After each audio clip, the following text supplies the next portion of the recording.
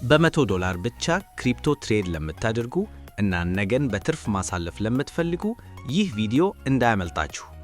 ገበያው አሁን በጣም ቡሊሽ ሆኗል። ባይናንስ የኦንዶ ቶከንን መጀመሩ እና ሜታ የራሱን ስቴብል ኮይን ሊያወጣ መሆኑ ገበያውን እያሟሟቀው ነው። የዛሬውን ትርፋችሁን ወስዳችሁ እደሩ። ለነገ ግን እነዚህን ሁለት ኮይኖች በደንብ ተከታተሉ። ትሪያን ለስካልፒንግ፣ ኦንዶን ደግሞ ፑልባክ ሲያደርግ ለዴይ ትሬድ ተጠቀሙበት። ዋናው ሚስጥር ግን እዚህ ጋር ነው።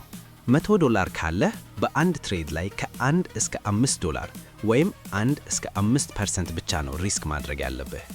ማርጂኑ ላይ ሳይሆን ሁሌም ስቶፕ ሎስህ ላይ ነው ትኩረት ማድረግ ያለብህ።